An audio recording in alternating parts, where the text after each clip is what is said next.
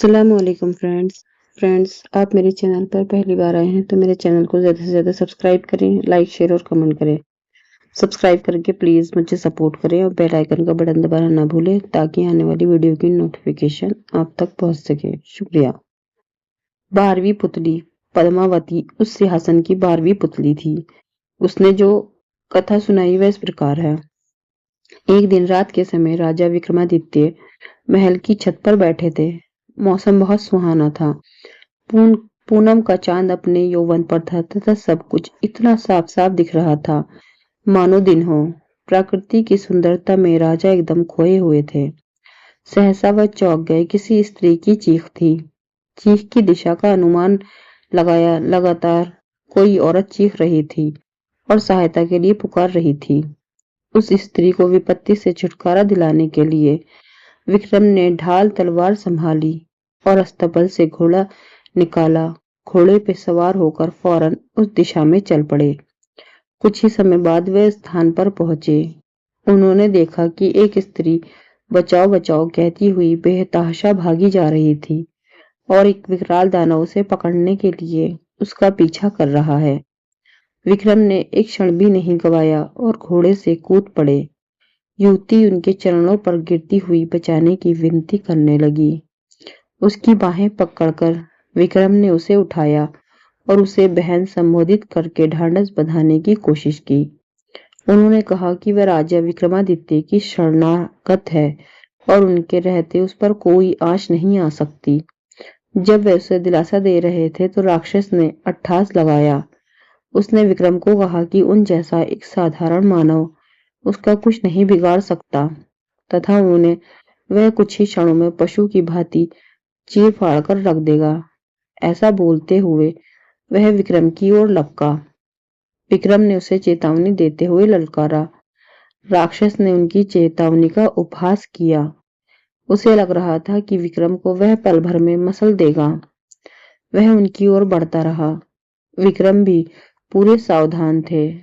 वह जैसे ही विक्रम को पकड़ने के लिए बढ़ा, विक्रम ने अपने आप को बचाकर उस पर तलवार से वार किया। राक्षस भी अत्यंत फुर्तीला था। उसने पैतरा बदलकर खुद को बचा लिया और फिर गया। दोनों में घमासान युद्ध होने लगा। विक्रम ने इतनी फुर्ती और चतुराई से युद्ध किया कि राक्षस थकान से चूर हो गया तथा शिथिल पड़ गया। विक्रम ने अवसर का पूरा लाभ उठाया तथा अपनी तलवार से राक्षस का सर धड़ से अलग कर दिया। विक्रम ने समझा राक्षस का अंत हो चुका है, मगर दूसरे ही पल उसका कटा सिर फिर अपनी जगह आ लगा और राक्षस दुगने उत्साह से उठकर लड़ने लगा। इसके अलावा एक और समस्या हो गई। जहां उसका रक्त गिरा था वहां एक और राक्षस पैदा हो गया। राजा विक्रमादित्य क्षण भर को तो चकित हुए किंतु विचलित हुए बिना एक साथ दोनों राक्षसों का सामना करने लगे।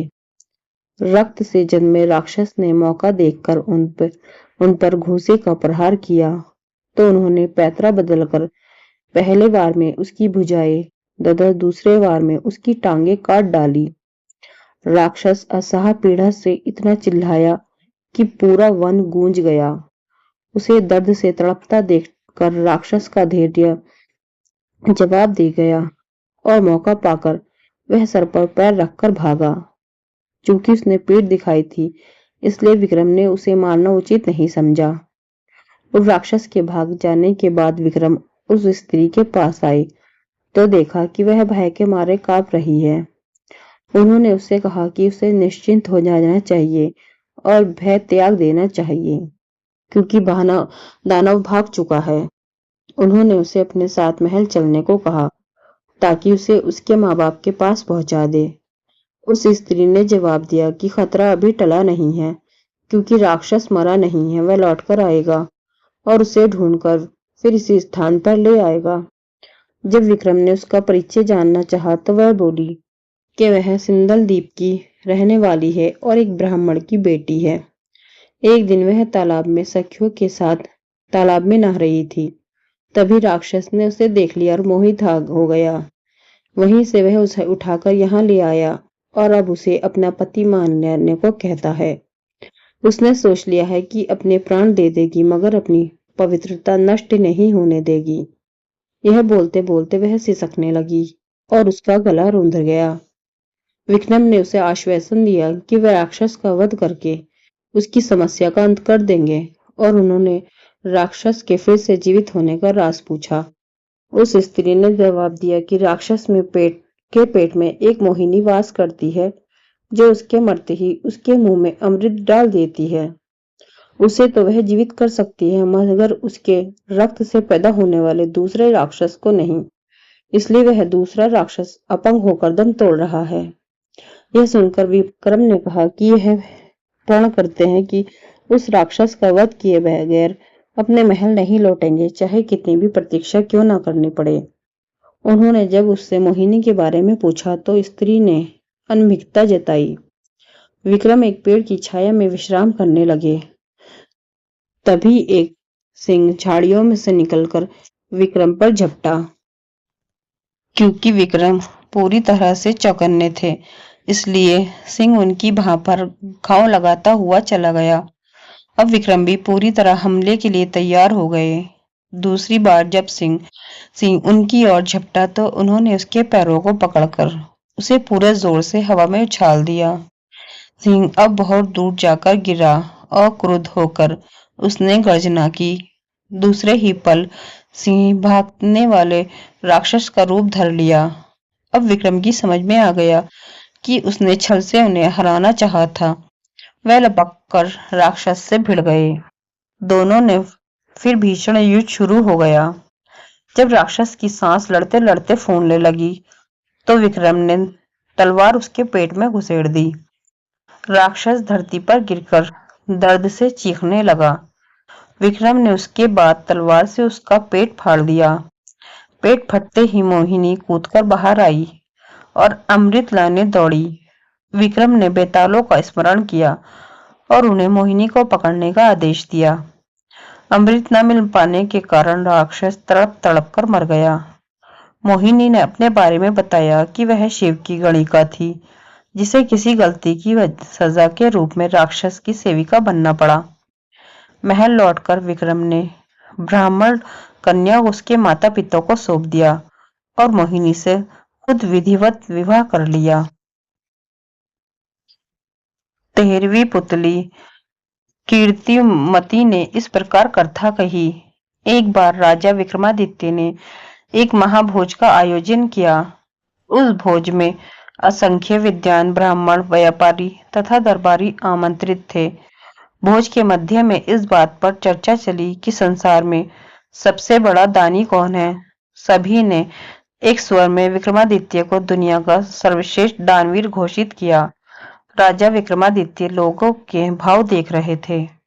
तभी उनकी नजर एक ब्राह्मण पर पड़ी जो राय नहीं दे रहा था, लेकिन उसके चेहरे के भाव से स्पष्ट प्रतीत होता था कि वह सभी लोगों के विचार से सहमत नहीं है।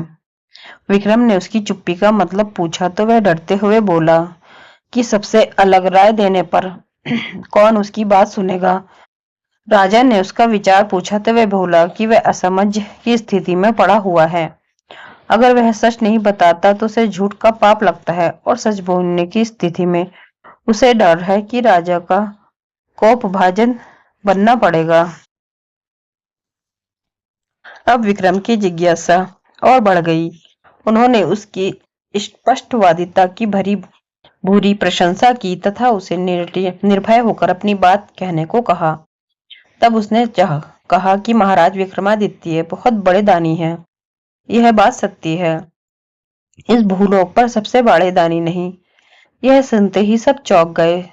सबने विस्मित होकर पूछा, क्या ऐसा हो सकता है? उस ब्राह्मण ने कहा कि समुद्र पार एक राज्य है जहां का राज्य टर्की ध्वज जब 1,00,000 स्वर्ण मुद्राएं प्रतिदिन दान नहीं करता तब तक अन्न जल भी ग्रहण नहीं करता। अगर ये बात असत्य प्रमाणित होती है तो वह ब्राह्मण कोई भी दंड पाने को तैयार था। राजा के विशाल भोज कक्ष में निस्पंदता छा गई। ब्राह्मण ने बताया कि किरकित ध्वज के राज्य में वह कई दिनों तक रहा और प्रतिदिन स्वर्ण मुद्रा लेने गया।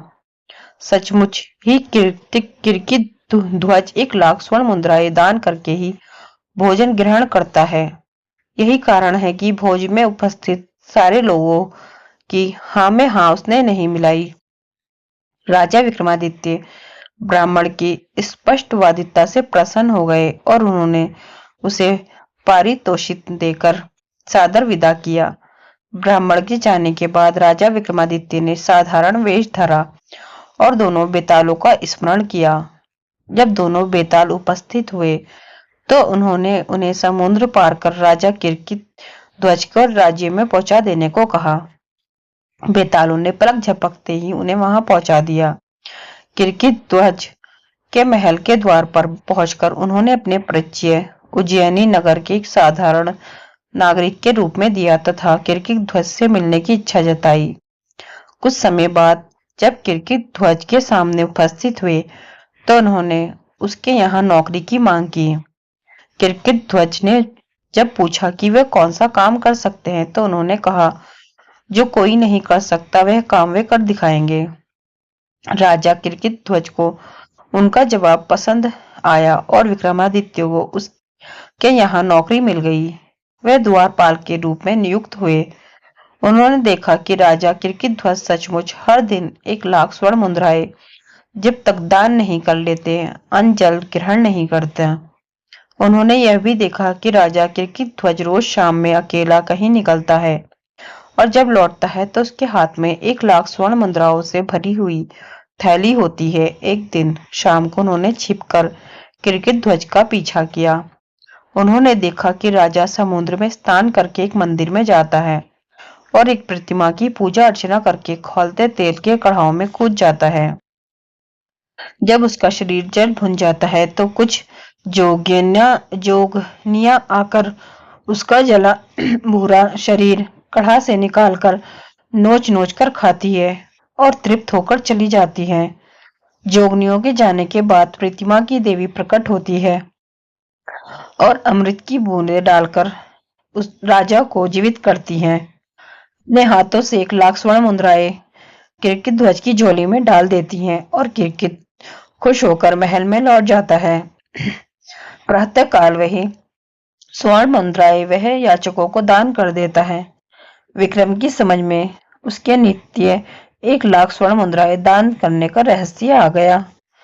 अगले दिन राजा किरकिट ध्वज के स्वर्ण मुद्राएं प्राप्त कर चले जाने के बाद विक्रम ने भी नहा धोकर देवी की पूजा की और तेल के कढ़ा में कूद गए।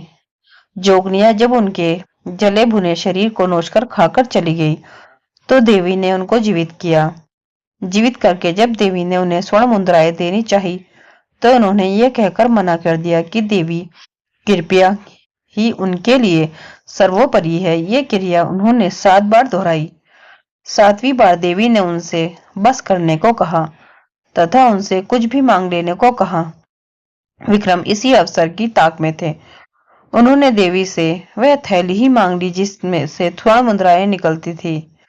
ज्यों ही देवी ने वह थैली उन्हें सौंपी, चमत्कार हुआ। मंदिर, प्रतिमा सब कुछ गायब हो गया। अब दूर तक केवल समुद्र तट दिखता था। दूसरे दिन जब किरकिट ध्वज वहां आया तो बहुत निराश हुआ। उसका वर्षों का 1 लाख स्वर्ण मुद्राएं दान करने का नियम टूट गया। अन्न जल त्याग कर अपने कक्ष में असहाय पड़ा रहा। उसका शरीर क्षीण होने लगा। जब उसकी हालत बहुत अधिक बिगड़ने लगी तो विक्रम उसके पास गए और उसकी उदासी का कारण जानना चाहा। उसने विक्रम को जब सब कुछ खुद बताया तो विक्रम ने उसे देवी वाली थैली देते हुए कहा कि रोज रोज कढ़ा में उसे कूदकर प्राण गवाते देख वे द्रवित हो गए। इसलिए उन्होंने देवी से वह थैली ही सदा के लिए प्राप्त कर ली।